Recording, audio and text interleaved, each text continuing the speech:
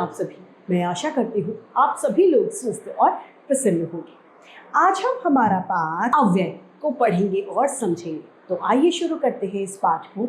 यह है पाठ 14 अव्यय यानी अविकारी शब्द जिन्हें अव्यय कहा जाता है। अव्यय किसे कहते हैं? हिंदी भाषा में ज्यादातर शब्दों में लिंग, वचन, काल का प्रभाव से बदलाव आ जाता है जिसे हम विकार कहते हैं। संज्ञा, सर्वनाम, विशेषण और क्रिया विकारी शब्द हैं।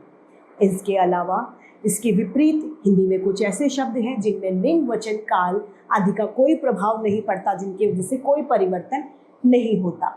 वे शब्द हमेशा एक समान रहते हैं और उन्हें अविकारी शब्द या अव्यय कहा जाता है। ऐसे शब्द जिनमें लिंग, वचन या फिर काल का कोई भी परिवर्तन नहीं होता, इनके प्रभाव से कोई बदलाव नहीं आता, वे अविकारी या अव्यय शब्द कहलाते हैं। अव्यय या अविकारी शब्दों के भेद, इन्हें 5 भागों में बांटा गया है। पहला, क्रिया विशेषण, संबंध बोधक, समुच्चय बोधक, विस्मय बोधक और निपात।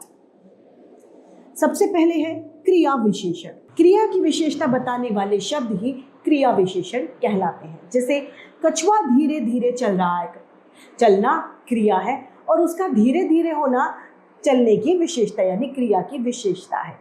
चिड़िया नीचे बैठी है, उसका बैठना क्रिया है और नीचे उसका विशेषण है। ये सभी शब्द क्या है? क्रिया विशेषण। क्रिया विशेषण के भेद, क्रिया विशेषण के 4 भेद होते हैं। कालवाचक क्रिया विशेषण, स्थानवाचक क्रिया विशेषण, रीतिवाचक क्रिया विशेषण और परिमाणवाचक क्रिया विशेषण। पहला है हमारा कालवाचक क्रिया विशेषण। काल का मतलब होता है समय। क्रिया के समय का होने का ज्ञान या सूचना देने वाले शब्द कालवाचक क्रिया विशेषण कहलाते हैं। जैसे सूर्य प्रातः निकलता है, पक्षी शाम को अपने अपने घर लौटते हैं। इनमें क्या हो रहा है? हमें काल का, समय का पता चल रहा है। अतः ये कालवाचक क्रिया विशेषण के उदाहरण हैं। दूसरा है स्थानवाचक क्रिया विशेषण। क्रिया की होने के स्थान या फिर दिशा का बोध कराने वाले क्रिया विशेषण स्थानवाचक क्रिया विशेषण कहलाते हैं। जैसे कि पक्षी आसमान में उड़ रहे हैं और हरियाली चारों तरफ फैल रही है। इन शब्दों में आसमान स्थान पता चल रहा है और हरियाली चारों ओर का पता चल रहा है। यानी ये कैसे शब्द हुए? ये स्थानवाचक क्रिया विशेषण के शब्द हुए।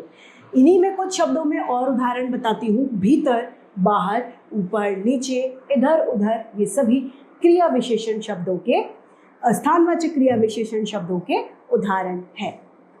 अगला है हमारा रीतिवाचक क्रिया विशेषण। जिन शब्दों से क्रिया के होने का ढंग पता चलता है वे रीतिवाचक क्रिया विशेषण कहलाते हैं। जैसे कि हिरण तेज दौड़ता है, हिरण का तेज दौड़ना उसका गति को बताता है।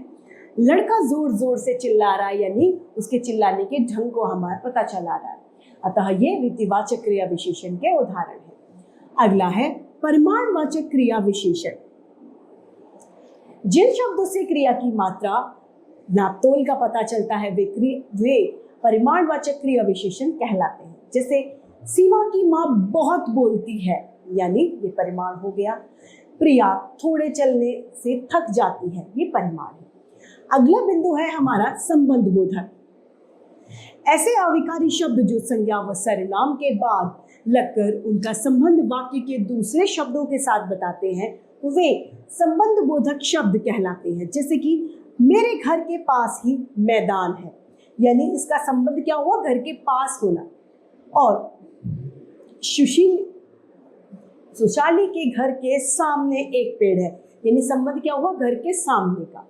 इन वाक्यों में के पास और के सामने वाक्य के संज्ञा पदों घर घर और पिताजी का संबंध बता रहा है। अतः ये संबंध बोधक अव्यय कहलाते हैं। संबंध बोधक अव्यय के भेद यहाँ पर दिए गए हैं। पहला है कालवाचक, जिसमें के बाद, के आगे, के बाद, के पहले या फिर के पीछे होता है। स्थानवाचक, के भीतर, के ऊपर, के नीचे, के बाहर या फिर से दूर। दिशावाचक में की तरफ, के समीप, के पास, के आसपास या फिर की ओर। साधनवाचक में के जरिए, के सहारे, के कारण या फिर के द्वारा। संगवाचक में के साथ, के सहित आदि। हेतुवाचक में के सिवाय, के अलावा, के अतिरिक्त या फिर के बिना। विरोधावाचक में के विरुद्ध, के खिलाफ या के विपरीत। विनिमयवाचक में की जगह, के बदले या फिर के स्थान पर। तुलनावाचक में के मुकाबले या फिर के अपेक्षा। क्रिया विशेषण और संबंध बोधक में क्या अंतर है? संज्ञा और सर्वनाम के बाद जब ये शब्द आते हैं तब संबंध बोधक कहलाते हैं। वही क्रिया के साथ आने वाले शब्द उनकी विशेषता बताने पर क्रिया विशेषण का रूप ले लेते हैं। संबंध बोधक और क्रिया विशेषण में अंतर। कमरे के भीतर बैठो, भीतर चलो। चूहा मेज के नीचे बैठा है और जल्दी जल्दी उतरो, ये क्या है? क्रिया विशेषण के उदाहरण। समुच्चय बोधक। समुच्चय बोधक का मतलब होता है जोड़ने वाला, यानी योजक को समुच्चय बोधक कहा जाता है। इसे योजक भी कहा जाता है। शब्दों, वाक्यांशों और वाक्यों को जोड़ने वाले ये शब्द समुच्चय बोधक शब्द कहलाते हैं। विजय और विनीता घर को रंग रहे हैं। आप पैसे वापस कीजिए या हमारे गहने बदलिए। यानी यहाँ पर और या जो शब्द है वो कैसे शब्द है? समुच्चय बोधक शब्द हैं जो वाक्यों को जोड़ने का काम कर रहे हैं। समुच्चय बोधक के दो भेद होते हैं, समानाधिकरण और व्याधिकरण समुच्चय बोधक। समानाधिकरण समुच्चय बोधक अव्यय ऐसे समुच्चय बोधक शब्द जो समान वाक्यांशों को जोड़ने का काम करते हैं वे समानाधिकरण समुच्चय बोधक शब्द कहलाते हैं, जैसे कि और, तथा, तो आदि। जैसे राम और लक्ष्मण में अथाह प्रेम था। कार्तिक ईमानदार और परिश्रम लड़का था। यहाँ पर और शब्द क्या है? समानाधिकरण बोधक समुच्चय बोधक। समानाधिकरण समुच्चय बोधक अव्यय के भेद।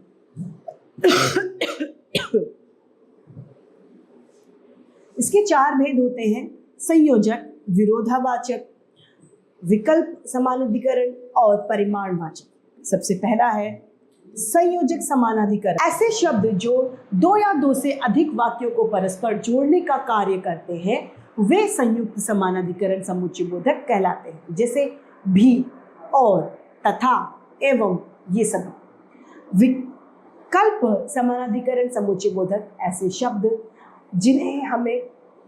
जिनसे हमें विकल्प का पता चलता है वे विकल्प सूचक समानाधिकरण समुच्चय बोधक कहलाते हैं, जैसे या, अथवा, अन्यथा आदि इसके उदाहरण हैं।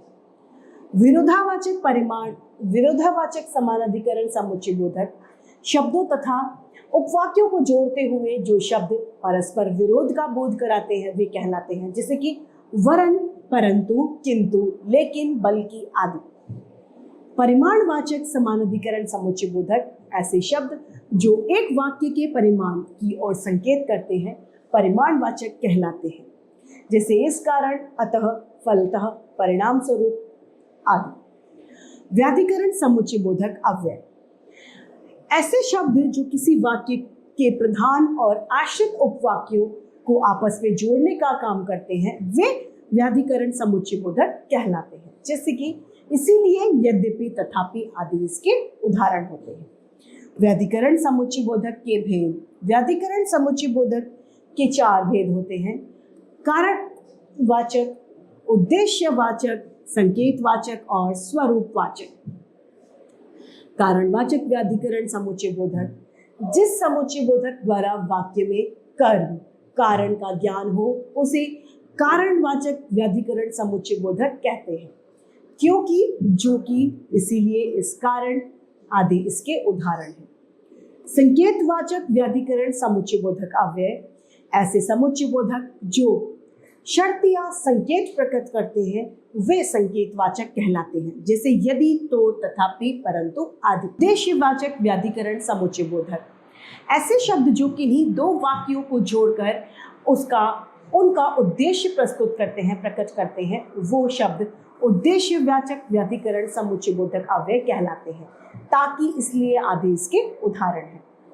स्वरूपवाचक व्याधिकरण समुच्चय बोधक अव्यय ये ऐसे अव्यय होते हैं जो शब्द जिनका प्रयोग पहले प्रयुक्त शब्द तथा वाक्य को स्पष्ट करने के लिए किया जाता है वे स्वरूपवाचक कहलाते हैं। जैसे कि यानी कि, अर्थात आदि।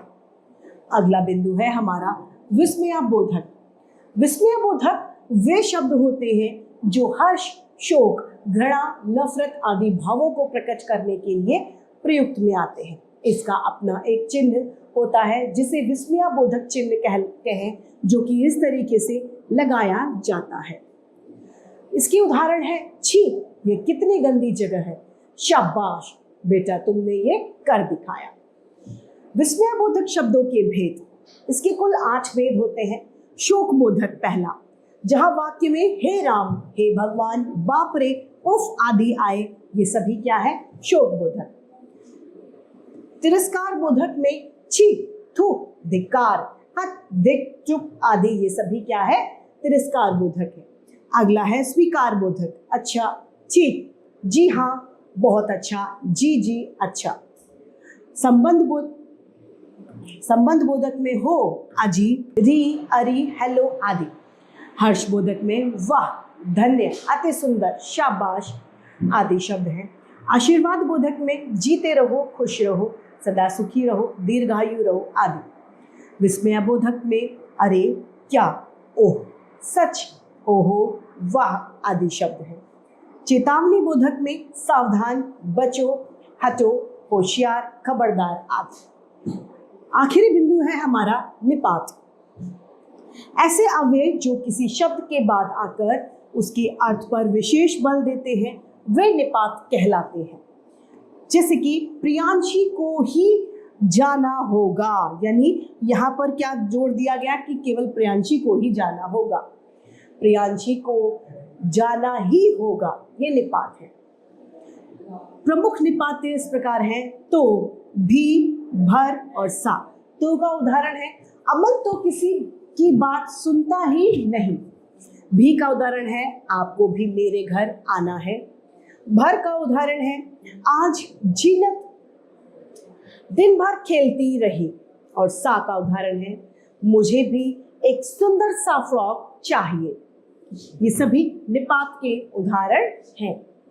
तो इसी के साथ हमारा ये पाठ समाप्त होता है और उम्मीद करती हूँ कि सभी को ये पाठ भली भांति रूप से समझ में आया होगा। आज के लिए इतना ही, फिर मिलते हैं, धन्यवाद।